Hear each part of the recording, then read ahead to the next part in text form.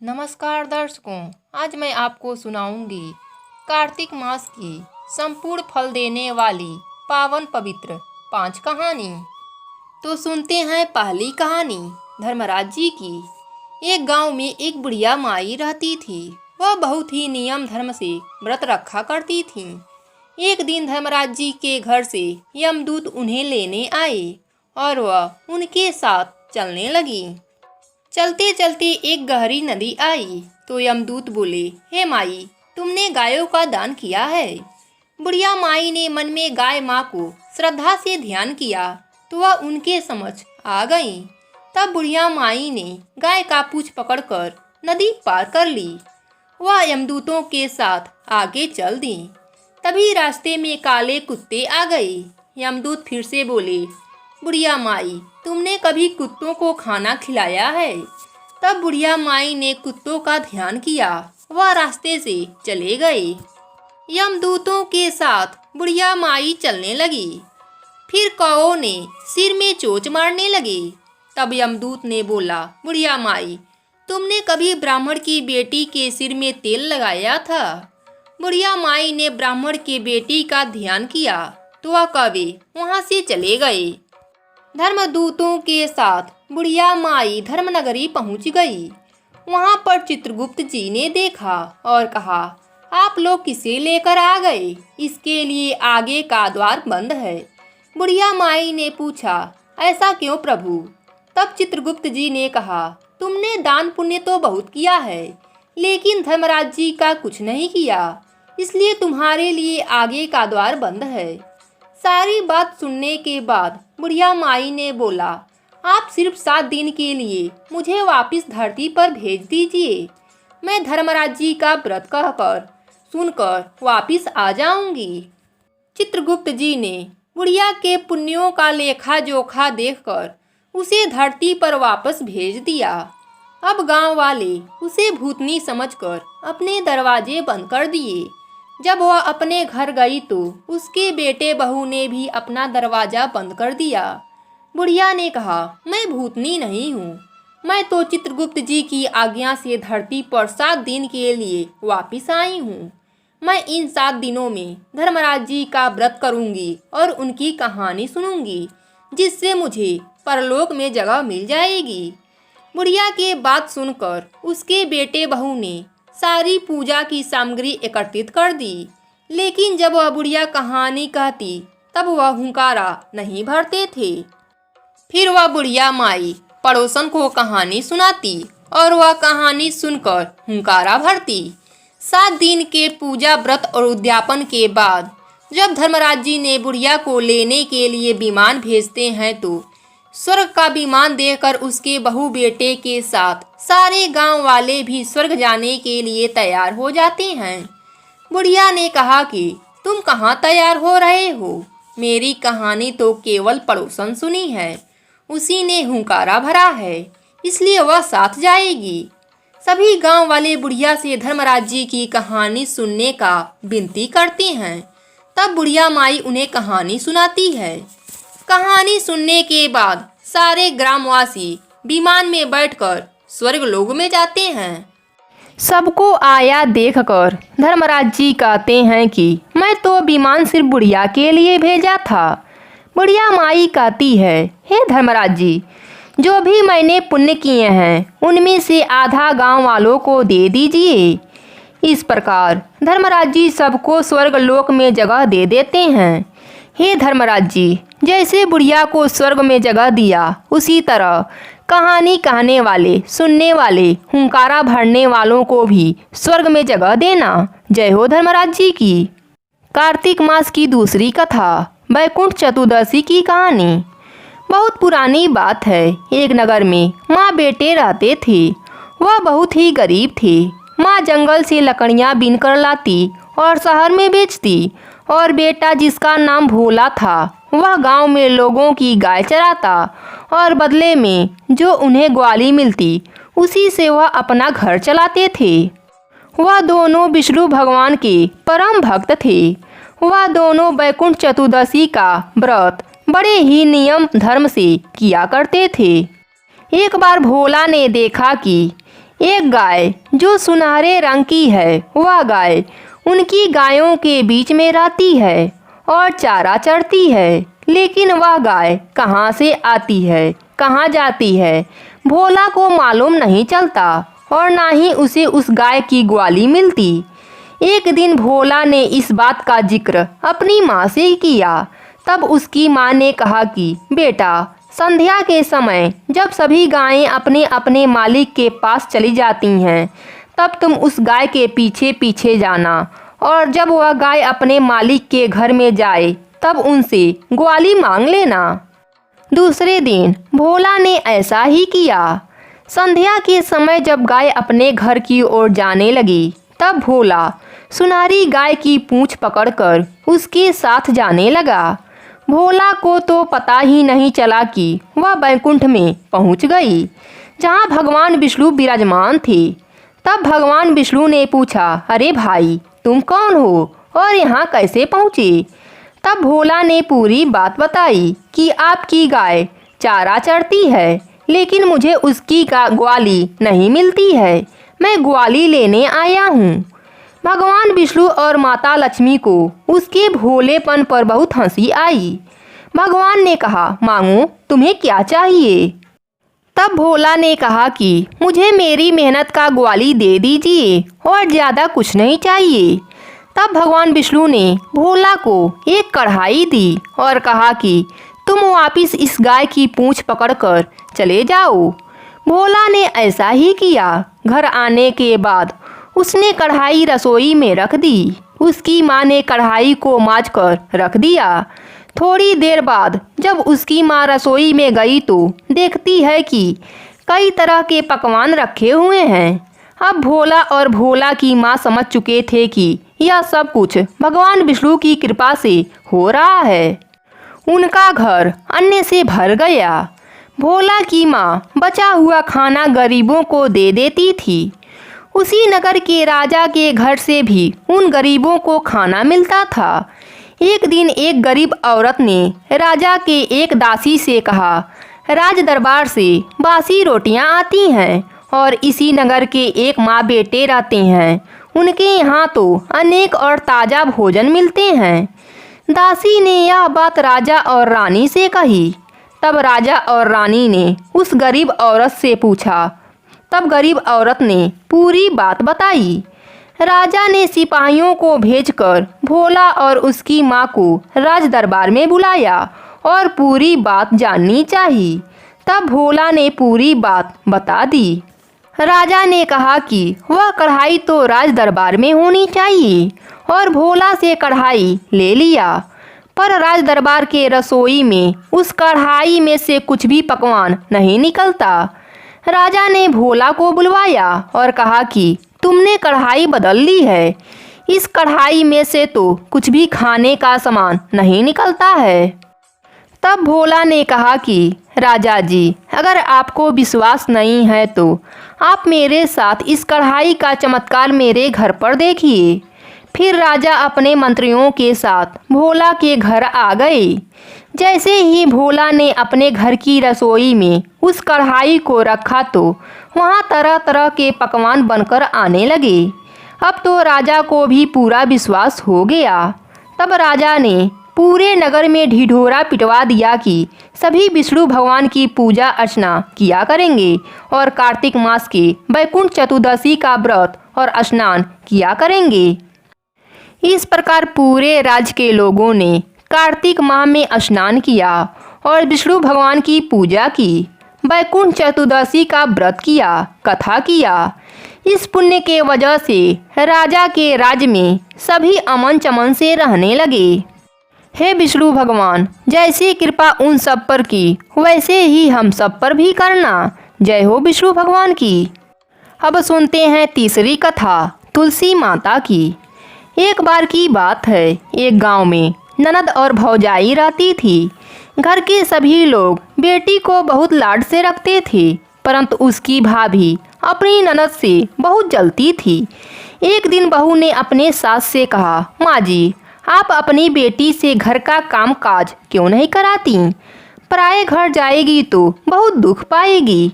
परंतु सास ने कहा कि यह तो बहुत छोटी है, बड़ी हो जाएगी तो सब सीख जाएगी।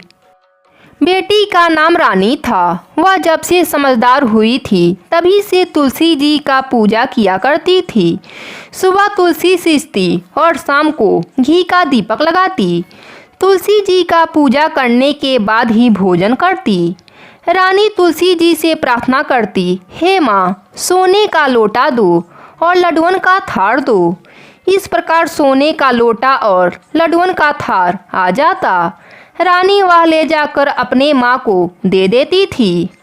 इस तरह उनका घर चल रहा था। उनके घर में कभी अन्य धन की कमी नहीं हुई। एक दिन उसकी माँ अपने बेटे से कही, बेटा, रानी का विवाह का समय हो गया है, तुम उसके लिए घर खोज दो। तभी उसकी भाभी बोली, मेरे जान पहचान की एक शादी है, रानी की शादी वहीं करा दिया जाए। इस प्रकार भाभी के जान पहचान में रानी की शादी हो गई। वह बहुत गरीब थे।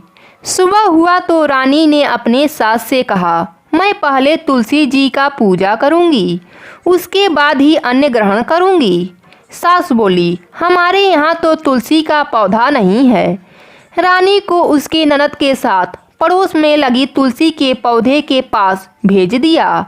रानी ने तुलसी जी का पूजा किया और वही मांगा जो हमेशा मांगती थी, सोने के लोटे में जल और लड्डुअन का थाल। दोनों चीज़ें उसके सामने आ गईं। रानी ने वह लोटा और थाल पड़ोसन को दे दिया। पड़ोसन तो बहुत खुश हुई और कहा, बहू, तुम रोज यहाँ पूजा करने आ जाया करो। जब वह दोनों घर आए तो ननद ने अपनी माँ को पूरी बात बताई। सास गुस्से से बोली, अब देखती हूँ कि यह कैसे तुलसी पूजा करने पड़ोस में जाती है। सुबह रानी ने तुलसी पूजा के लिए कहा तो सास पहले से ही गुस्से में बैठी हुई थी। उसने कहा, कोई पूजा नहीं होगी, चलो काम पर लग जाओ। रानी बहुत दुखी हुई और वह काम पर लग गई। उसने कुछ भी नहीं खाया। इस तरह 4-5 दिन निकल गए और वह भूखी प्यासी ही रह गई। रात में तुलसी माँ ने सपने में दर्शन दिया और बोली, बेटी, तुम आजकल मुझे जल से सींचती नहीं हो, मेरी पूजा भी नहीं करती हो, दिया भी नहीं लगाती हो। तब रानी ने कहा, मेरे ससुराल में तुलसी का पौधा नहीं है, मैं कैसे पूजा करूं? तब तुलसी माँ ने कहा, उठो और घर के आंगन में देखो, वहाँ तुलसी का पौधा है। रानी जब सुबह उठी तो उसने देखा, सच में आंगन में तुलसी का पौधा था और उसमें हीरे मोती लटक रहे थे। वह बहुत खुश हुई और पूजा की थाली लेकर आई और जल से तुलसी जी को सींचा, घी का दीपक लगाया, परिक्रमा किया और उसने कहा, हे माँ, सोने के लोटे में जल दो और लड्डुअन का थाल दो। दोनों उसके आगे आ गए। बहू ने ले जाकर वह दोनों चीज़ें अपने सास को दे दिया। वह चकित होकर पूछा, यह सब कहाँ से आया? तब बहू ने पूरी बात बताई। सास ने आंगन में जाकर देखा तो आंगन तुलसी के पौधे से जगमगा रहा था। सास को अपनी गलती पर बहुत शर्मिंदगी हुई। सास बहू से माफ़ी मांगने लगी तो बहू ने कहा, माँ जी, उल्टी गंगा नहीं बहती, मैं आपके पाँव लगूंगी, आप तुलसी माँ के पाँव लगिए। तब दोनों सास बहू और ननद रोज तुलसी जी की पूजा करने लगे, तुलसी सींचने लगे। हे तुलसी माता, जैसे आपने रानी पर अपनी कृपा करी, वैसे ही आपकी कहानी सुनने वालों और हुंकारा भरने वालों पर भी अपनी कृपा बनाए रखना। जय हो तुलसी महारानी की। अब सुनते हैं चौथी कहानी। एक ब्राह्मण सूर्य भगवान का परम भक्त था। वह स्नान करता और सूर्य भगवान की कहानी सुनाता, परंतु कमाता नहीं था। ब्राह्मण घर में रहता तो ब्राह्मणी कमाने को कहती और बाहर जाता तो बाहर के लोग भी उसे अपमानित करते। एक दिन ब्राह्मण जंगल में चला गया। वहाँ वह सूखे पीपल के नीचे बैठकर सूर्य भगवान की पूजा करने लगा। सूर्य भगवान की कथा कहने लगा। वहीं पर पास में एक तालाब था, उसमें थोड़ा ही पानी था। उस तालाब में से सूर्य भगवान को जल दिया करता था। पूजा का जल थोड़ा पीपल में जाता और थोड़ा तालाब में जाता। इस तरह पीपल को पानी मिलने लगा, वह हरा भरा हो गया और तालाब भी पानी से भर गया। धीरे धीरे वहाँ खूब पक्षी आने लगे। एक दिन वह ब्राह्मण पीपल के पेड़ के नीचे बैठकर पूजा कर रहा था। तभी आकाशवाणी हुई, ब्राह्मण तुम क्या मांगता है? ब्राह्मण यह सुनकर घबरा गया। वह घर आकर ब्राह्मणी से सारी बात बताई। ब्राह्मणी बड़ा ही चतुर थी। वह बोली, शायद सूर्य भगवान हैं, आप उनसे धन मांग लीजिए, हमारी गरीबी दूर हो जाएगी। ब्राह्मण ने कहा, कैसे मांगूं? मुझे तो कुछ मांगने नहीं आता। कोई ऐसा तरकीब बताओ, थोड़े शब्दों में काम चल जाए। ब्राह्मणी ने कहा, जैसा मैं कहती हूँ वैसा कह देना। सोने के पलगे में पोते को दासियों के द्वारा खिलाते हुए देखूं, इस प्रकार लंबी उम्र भी मिल जाएगी, धन दौलत भी मिल जाएगा। दूसरे दिन ब्राह्मण पूजा का सामान लेकर उसी पेड़ के नीचे बैठकर पूजा करने लगा। तभी सूर्य भगवान ने कहा, ब्राह्मण मांग, तुझे क्या चाहिए?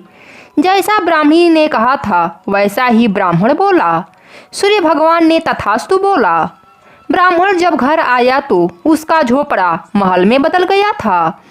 उसने एक औरत से पूछा, मेरा यहाँ पर एक झोपड़ी था, एक बुढ़िया थी, वह कहाँ गई? तब तक ब्राह्मणी बाहर निकल कर आई और बोली, यह हमारा ही घर है, आप अंदर चलिए। तब ब्राह्मण ने कहा, हम इतने धन का क्या करेंगे? तब ब्राह्मणी ने कहा, यज्ञ करेंगे, दान करेंगे, गरीबों की सेवा करेंगे। तब ब्राह्मण मान गया और उसने ऐसा करने लगा। सारे लोग उसकी जय जयकार करने लगे। उस राज्य के राजा के पास यह बात गई तो उसने उस ब्राह्मण के घर आया और बोला, तुम अचानक से इतने धन कहाँ से पाए? तब ब्राह्मण ने सूर्य भगवान की महिमा बताई। अब राजा सहित पूरा राज्य ही सूर्य भगवान का व्रत, उपासना और कथा कहानी कहने लगा। सूर्य भगवान की पूजा करने से सबके घरों में अन्न धन भर गया, उनके अच्छे स्वास्थ्य रहने लगे। हे सूर्य भगवान, जैसी कृपा उन सब पर की वैसे ही हम सब पर भी करना। जय हो सूर्य भगवान की। अब सुनते हैं 5वीं कार्तिक मास की कथा। चंदनपुर गांव में एक बुढ़िया रहती थी। उसका एक बेटा और बहू भी साथ में रहते थे। जब कार्तिक का महीना आया तो वह बुढ़िया अपने बेटे से कहा, बेटा मैं कार्तिक स्नान के लिए जाना चाहती हूँ और 1 महीना वहीं पर कुलवास करूँगी।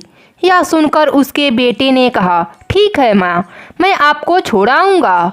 फिर अपनी पत्नी से कहा, मेरे माँ के लिए 30 लड्डू बना देना ताकि रोज नहाकर 1 लड्डू खा सके। बहू इस बात से नाराज हुई, लेकिन गुस्से से उसने 30 लड्डू बनाकर दे दिए। बुढ़िया नदी किनारे एक झोपड़ी बनाकर रहने लगी। बुढ़िया रोज सवेरे उठकर कार्तिक स्नान करती और जैसे ही 1 लड्डू निकालकर खाने जाती, तभी कार्तिक के देव बंदर का रूप धरकर वहां आ जाते। तब बुढ़िया वह लड्डू अपनी खुशी से बंदर को दे देती। इस तरह से कार्तिक का पूरा महीना बीत गया और सभी लड्डू उस बुढ़िया ने उस बंदर को खिला दिया। कार्तिक का महीना समाप्त होने पर बुढ़िया घर जाने को तैयार होने लगी। तब तक कार्तिक के देव वहां प्रकट हो गए और उन्होंने बुढ़िया के उस कुटिया के जगह आलीशान महल बनवा दिया। बुढ़िया का पूरा महल धन दौलत से भर गया। उसकी काया निरोगी हो गई। अन्न के भंडार से महल भर गया। इतना सब होने पर वह धूमधाम से अपने बेटे के पास गई। बुढ़िया को इतना धनी देखकर बहू को बहुत जलन हुई और सोचा, अगले साल मैं अपनी माँ को कार्तिक स्नान के लिए जरूर भेजूंगी। अगले साल कार्तिक का महीना आया तो बहू अपनी माँ को कार्तिक स्नान के लिए भेज दिया और खाने के लिए पूरे 30 लड्डू घी और बहुत सा मेवा डालकर बनाया और अपने माँ को दे दिया। उसकी माँ कार्तिक स्नान के लिए नदी पर पहुँच गई। वहाँ पर एक झोपड़ी तैयार किया, वहीं पर रहने लगी। जब सवेरा हुआ तो बहू की माँ स्नान करके लड्डू खाने बैठी। तभी कार्तिक के देवता बंदर का रूप धरकर उसके पास आ गए तो वह बंदर को पत्थर मारकर भगा दिया और कहा, मेरा पेट भरा ही नहीं, तुम कहाँ से आ गए। उसका रोज का क्रम इसी तरह चलता रहा, लेकिन उसने कभी भी बंदर को एक भी लड्डू खाने को नहीं दिया। धीरे धीरे कार्तिक का महीना बीत गया। पूर्णिमा के दिन कार्तिक देव प्रकट हुए और उन्होंने बहू की माँ के कुटिये को कचड़े में बदल दिया और माँ को टुंगर बना दिया। इधर बहू इंतजार कर रही है कि अब माँ गाजे बाजे के साथ आएगी, लेकिन उसकी माँ नहीं आई तो वह अपने पति से कहा, जाइए और मेरी माँ को लेकर आइए। तब उसका पति उसकी माँ को लेने गया तो वहाँ देखता है कुटिया के जगह कूड़ा कचरे का ढेर लगा है और उसकी माँ उस पर टुंगर बनकर बैठी है।